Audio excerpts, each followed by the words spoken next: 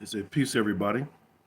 So as we're kind of wait for YouTube to do what it's due, to go out and reach out and touch somebody. In the meanwhile, feel free to give comment, ask questions or whatever. Everyone that will hop on that kind of knows the flow. If you see any people doing any trolling or anything like that, please take the liberty to, you know, delete or dismiss those comments or whatever, as we'll tap into, um, the area of focus, tonight. Um, so what I'm going to do is cover Teyana Taylor for tonight for Soul to Soul conversation. So I'm going to wait maybe about another minute and a half, and then I'll go ahead and get into this, just to wait for the signal to get out. All right.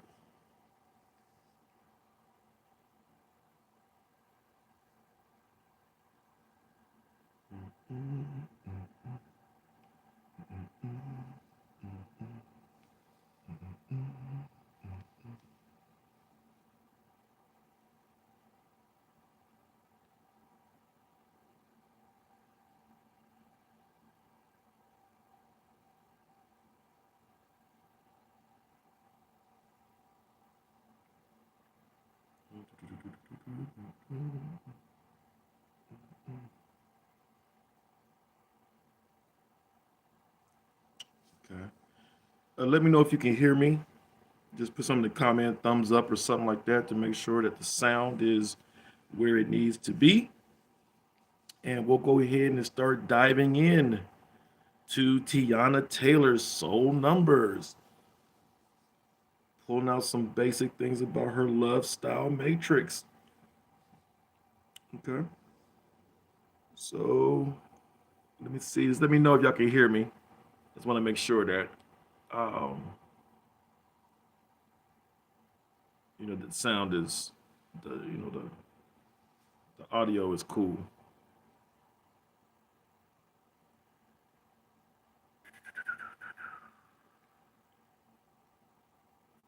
Okay.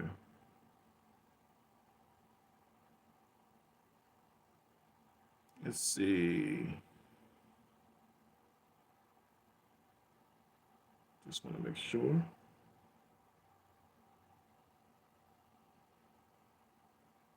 Okay, we got people on there. Okay.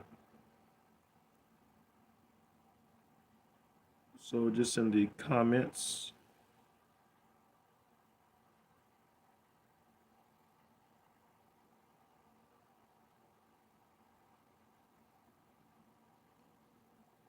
Alrighty. Okay, for some reason I'm not seeing the comments pop up, but that's all good. We'll go ahead and get into this. You guys go ahead and type in here. It's kind of interesting. That's different. Okay, I see a little heart going on. Okay.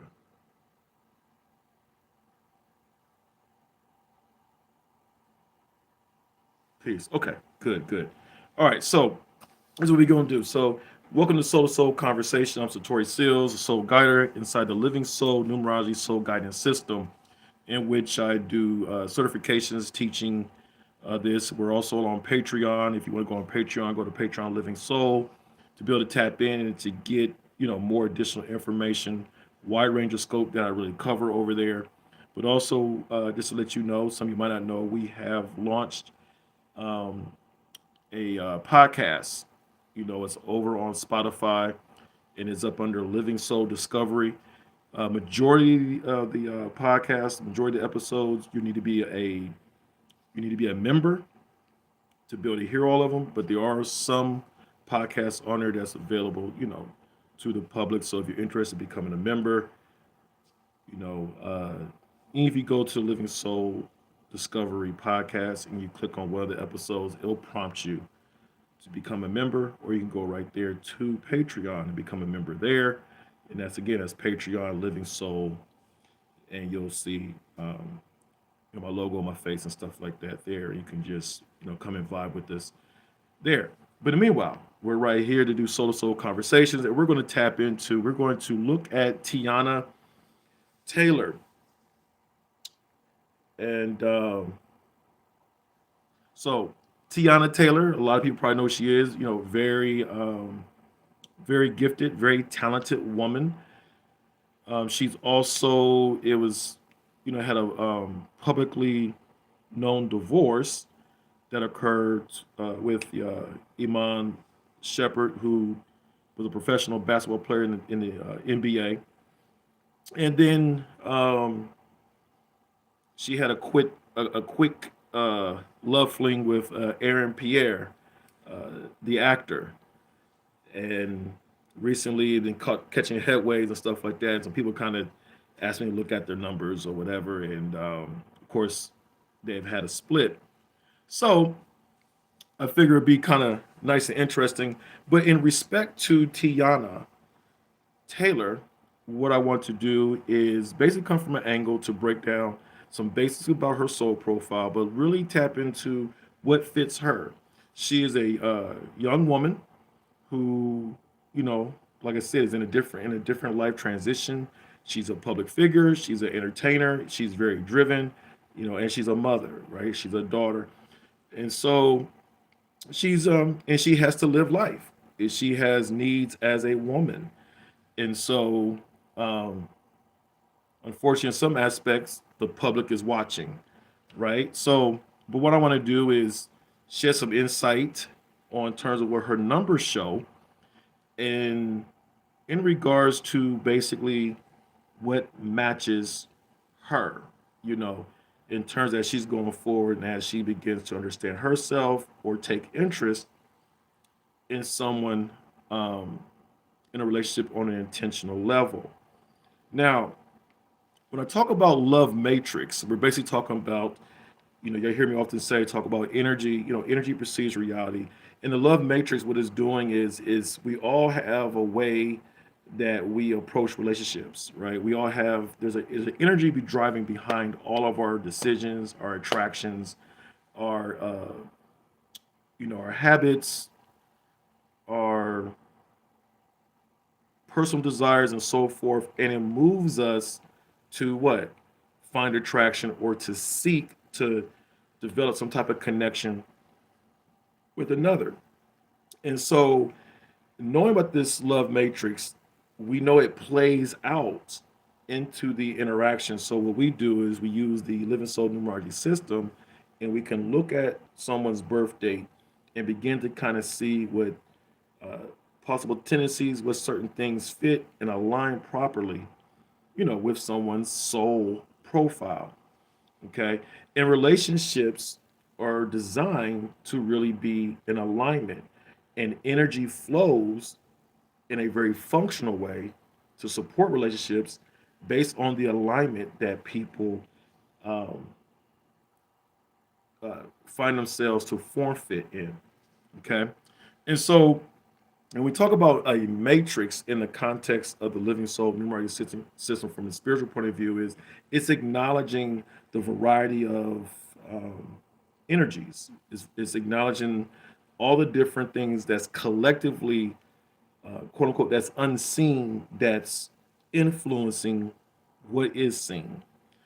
And so, in all of that, we begin to calculate all that and begin to understand and give a framework, right? Begin to give some type of container to understand what is the love matrix, right? What is my attraction? What is my push pull factor? What's my resilience?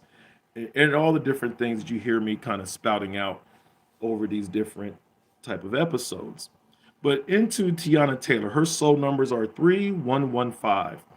And so one of the things I want to bring out is Tayana's, she has inside her soul profile, she has a lot of fire, very self motivated, very self driven. She has a strong water score and a strong earthwood score. And so what I'm talking about is the soul elements, and the five soul elements that we acknowledge are the earthwood, water, metal, air, and fire. And Tiana Taylor, she actually has a nice strong triad with the fire, water, and earthwood that are very strong in her chart. She's also she has a good representative of androgynous energy and feminine energy, but she doesn't have any masculine energy inside her soul chart. Um, in addition to, in terms of the positional, in terms of when the energy that we operate from, it takes a position, and that position could be dominant, neutral, or submissive. And so, positionally wise, she takes position in a submissive position and a neutral position. Okay, just for her as an individual. And so, very passionate, very driven, but also has a sense of grounding, with her as well. Now, her weaker element scores are metal and air. Air covers, just that the bandwidth of you know, it traces more to the intellect, the intellectual bonding and all the things like that. She's not someone that really. I mean, I'm not saying she doesn't appreciate intellectual bonding, but what I'm saying is that she draws a lot of connection from emotional connection, passion, and grounding. So almost like her attractive language is like emotional connection, passion, and grounding. Emotional connection, passion, and grounding. So she's not really. It's not that she's going to jump to it, but she's not going to be quickly, um, gravitating to somebody, that is not putting those things off. Now, in terms of her attraction, in terms of her gravity, she's going to probably pull a lot of people with that has an air element with them because she's so low in it. So there's an aspect of that polarity factor will draw that. But really for her, that just her natural default, and when she might take interest or might feel a little something or whatever, it's going to be from that emotional connection, passion, and grounding. So that's one of the things about her. So again, because she has that strong fire, water, and earth going on, she's weak in the metal and weak in the air. Now, there's something I've been talking about lately, and we've been talking about what we call the relationship energy hierarchy. So when we all come together, what happens is that we create a energy field, and we all do. And it kind of you're not thinking about it, but we recognize it as an hierarchy. And so that's a part of our energetic foundation in terms of it. It shows where we're more prone or where we're more comfortable, where we're easy to comply at in the direction that a relationship will go. Okay, and so when we look at Tiana, her energy hierarchy. So basically, the relationships that will work and suit for her, that she'll connect with, is really going to be relationships that favor a more of an androgynous submissive type of dynamic. So this lets you know right now that for her in her love matrix, she's not really thriving inside a masculine oriented type of hierarchy. She's going to thrive more inside an androgynous or even a more feminine submissive equally hierarchy. So what that means is that she's someone that values her own voice. She's someone that's more into co-creating, right? And really operating more as a team, more as a unit. She likes that. She enjoys that, and it makes sense because she has a strong fire. She's very self-driven and things like that. So the last thing she wants to do is have her fire clipped, okay? Or she doesn't want to have her, you know, she's very mindful of the sensibility. One of her thinking characteristics is she thinks holistically, so she can see the bigger picture in a lot of different things. And so she likes to be very involved with that. She wants to be paired and bond with someone that honors and supports her drive. And so she'll thrive in that androgynous type of hierarchy.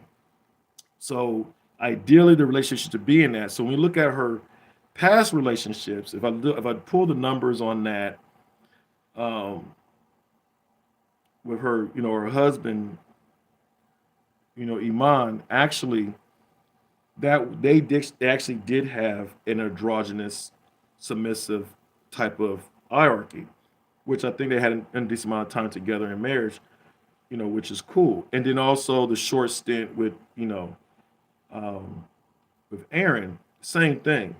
So that was good. Now, in the midst of that, even though she was pretty good in terms of functioning, right? I mean, finding some type of interest there inside that hierarchy was they both match interesting as the androgynous submissive. Okay. Now there's something hidden in there. So it's like, well, what was the thing that might have led to her divorce, or what's some things that why she had a short stint, you know, with with Aaron. So let me pivot and mention this. So when I dig into their numbers, when I dig into her numbers, uh, in relation to Iman and then Aaron, Iman, between them two, they was like on the cusp of when you look at their shadow scores, and she showed like a mild active shadow with Iman, her ex-husband.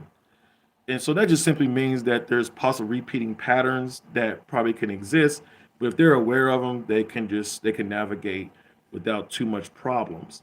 Now, interesting, when she had her short stint, I don't know if it's was a real fling or whatever, but just for the sake of what was highlighted in the public with Aaron, what was interesting, he scored like a 75 in the shadow, and that puts them at a shadow dominant relation.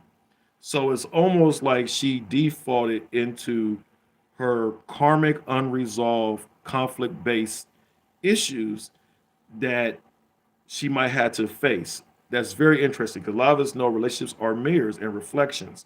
So interesting, when she went after her divorce, the first, I guess, public or known individual, she walked right into a shadow dominant relation based off of their scores, based off of Aaron Perry, which explains why they were short stint. Because if you think about it, if you got a lot of shadows that's constantly going on, eventually, you're it's not going to get too much traction, right?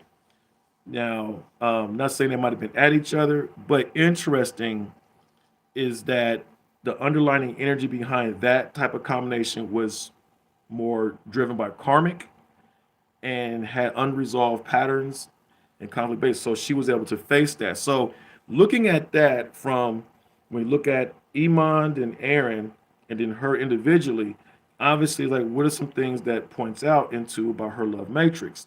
Well, one of the things about her love matrix is that Teyana has a strong androgynous resonance and a strong submissive position resonance.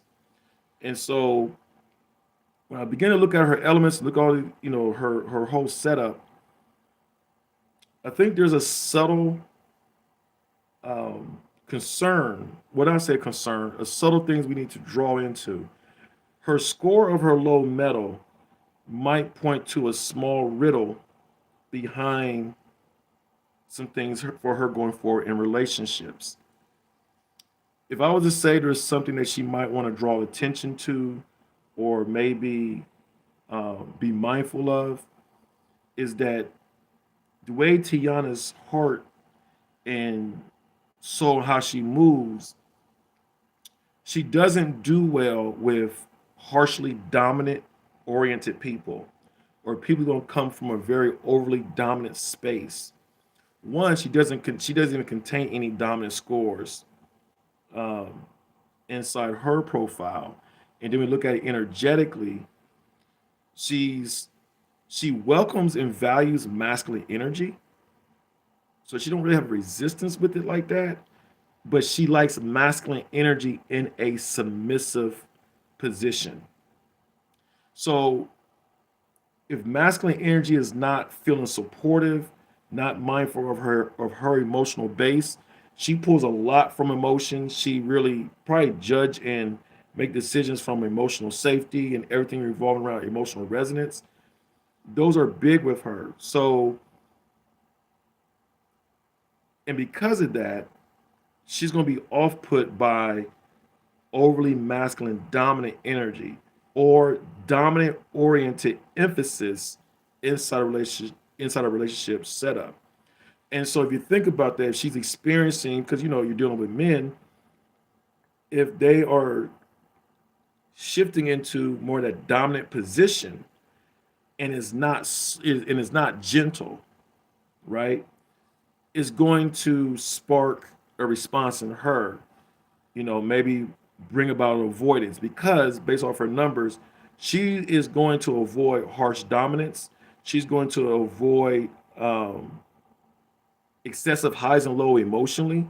She's going to avoid environments that doesn't invite a sense of emotional safety.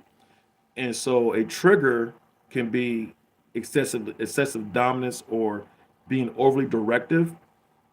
That's going to shut her down. So with her going forward, she needs to really understand that in regards to her relationship, energy hierarchy, and just in terms of her attraction matrix, is to understand that she will work more well with a more of men that have more of androgynous energy, or they have a more submissive masculine energy. If they have those, she can kind of find some type of, traction with them. She does not like, or she does, if anything is that sense like a power driven or not mindful of people's inner well being, is going to put her off and shut her down. Okay. She loves very deep.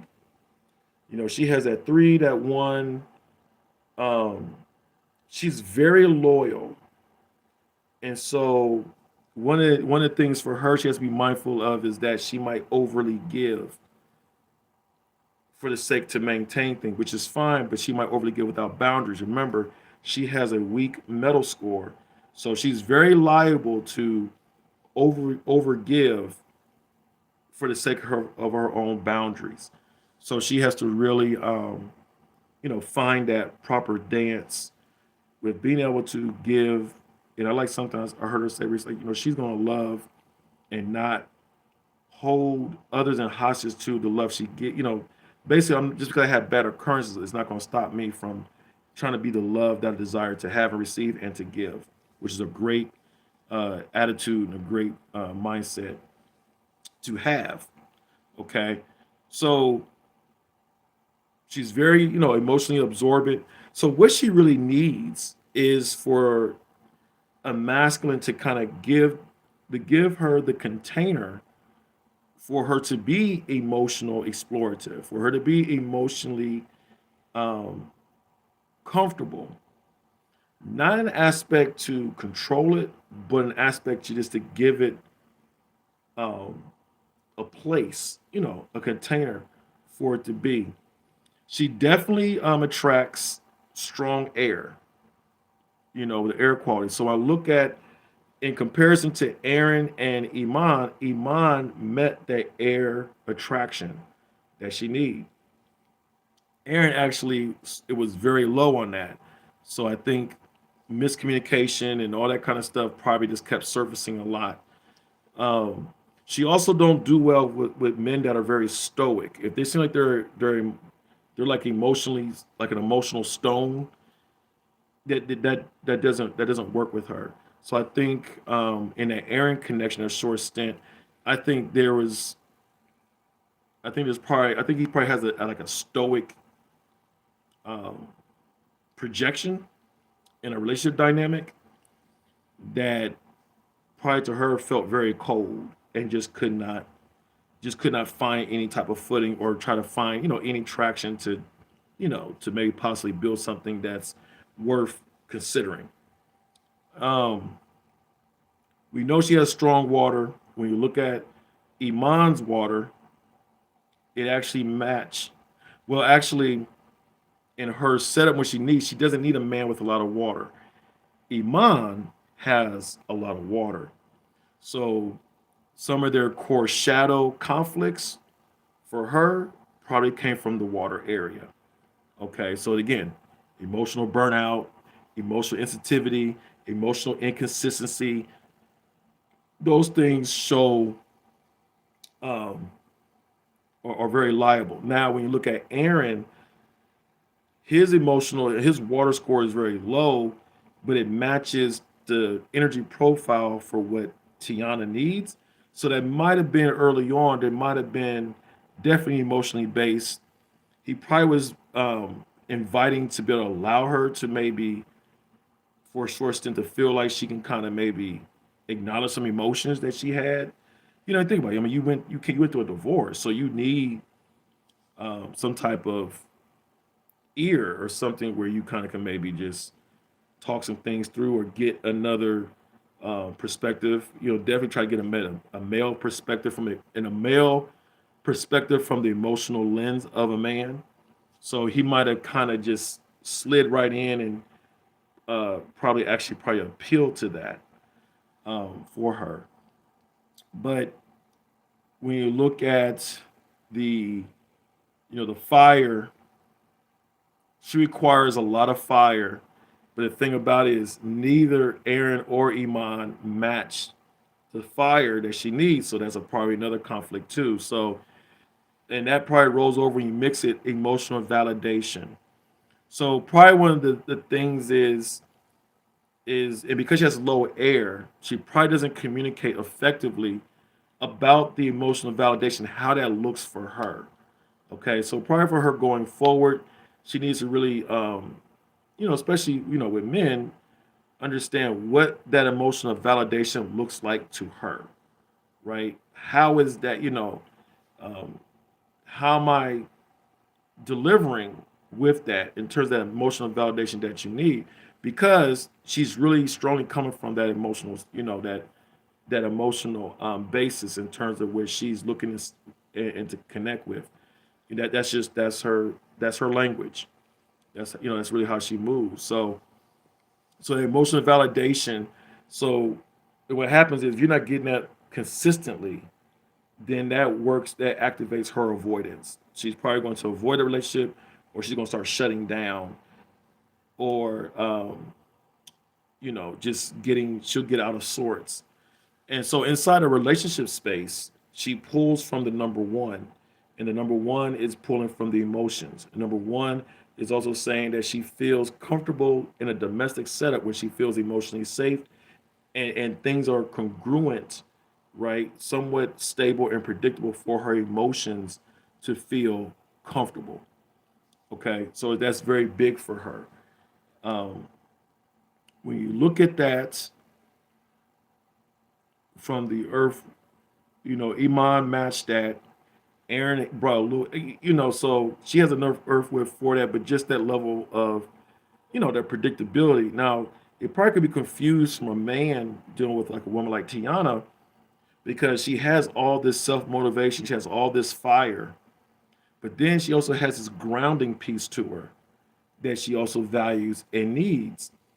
And so she might have these aspects to her where she wants to go on these different voyages and different adventures and in high excitement, but then there's also this part that she just wants to just be feel grounded. And so I think Iman, looking at his number, he matched in terms of what she needed, because it did not take their Earthwood score and make it excessive, right? But he might have got tripped up in trying to understand the importance to match her grounding, right? Iman matched her water, and but their water became too much. And inside the living soul system, we recognize it as an overdrive. So them together just had, so they probably had a lot of emotional roller coasters going on because there was just a lot of water that got added into their mix, and that's probably connected to some things that maybe led to their divorce, and it created some unresolved patterns that they stopped being very conscious of, and then also that can lead something. So one thing about Tiana and her, when we look at her, we look at the her sustainability ratio, and what that's talking about is if she's dealing with turbulence inside a relationship and she's dealing with shadow manifestations inside a relationship, how long can she endure before it puts her down? And she has a pretty decent resilience for that. So pretty much if certain issues are arising, she can go about 2 years to deal with it before it starts really breaking her down. Okay. And so I'm quite sure inside a relationship, they probably hit a period in a window where certain things were being clear, when we communicate, things are getting kind of awkward. And it just kept pushing to the point where she pushed her past her own threshold, past that 2 year period to kind of just deal with and troubleshoot through stuff. And it just shifted her into, a space of avoidance and all the different things that that actually makes her feel out of sorts. So as I close, the thing with her is that if she's going to deal with masculine energy, she needs to make sure the masculine energy aligns more with the masculine submissive, and we recognize it as more of as a soul communicator. So she needs what she needs from the masculine soul is going to bring a lot of air to her, someone that understands her drive, her motivation, and they'll build a network around her. They'll provide the support, right? They'll add to her fire. In other words, they bring the wind to blow her fire. That's what she needs from a man.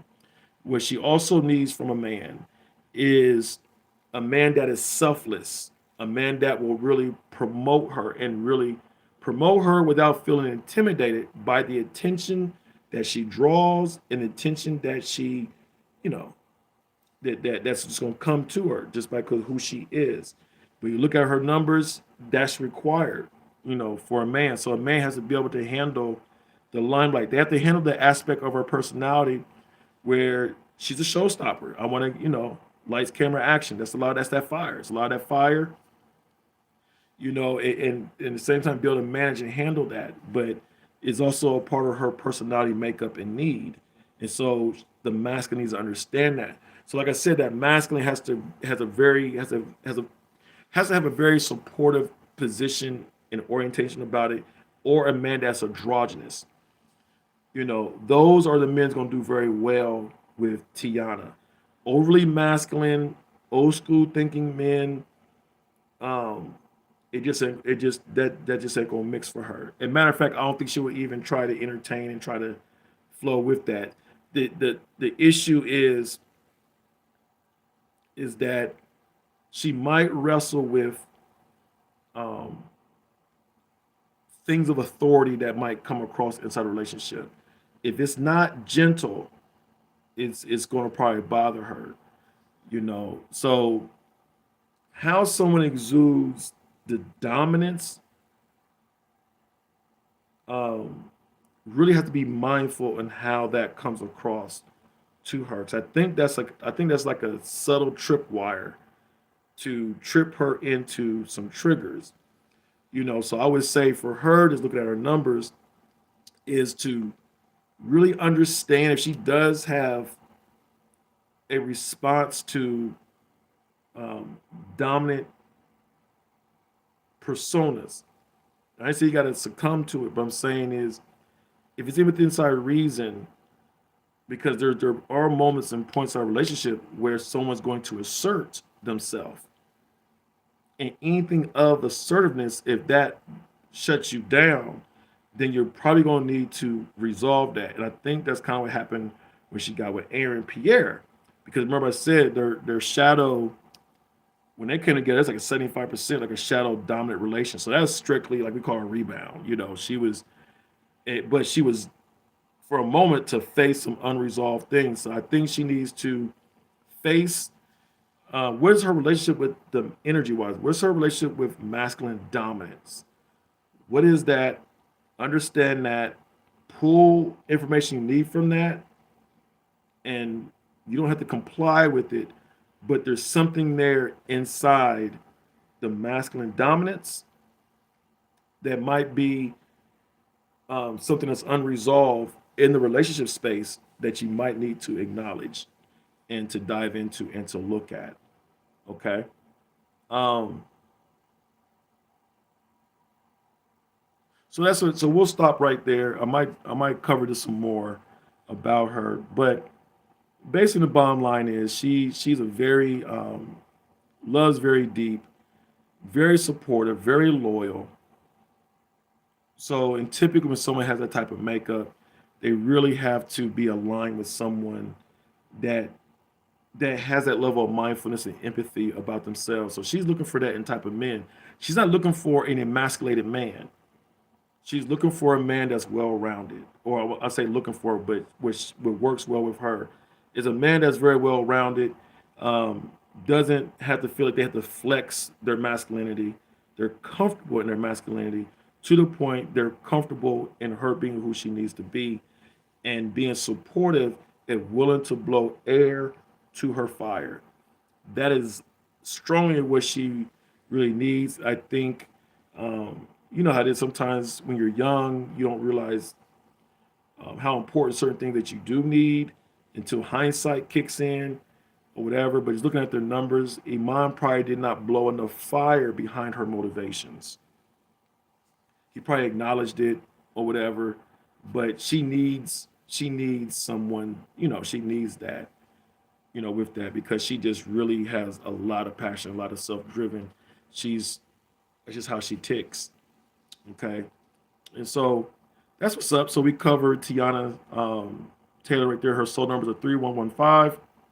And we might come back and I might could dig a little bit deeper into people requests, maybe just, really dig into some deeper things. I kind of kept on the surface, right here, just looking at some things. But the things to take away from it is that her relationship hierarchy that she works well in is an androgynous type of one, or one that favors more the feminine energy. She's probably going to avoid masculine dominant, masculine type of hierarchies. That's just not her flow. Um, she she might wrestle, and that's another thing I'll point out too. She might wrestle with boundaries inside the relationship. So she needs someone that comes with her to bring those boundaries gently. So, like I said, I think there's a lot of tiptoeing around the metal element in reference to authority, governance, and your attitude about control. So, I think she's someone that does not want to feel like she's being controlled. So, it just depends on how she's processing that.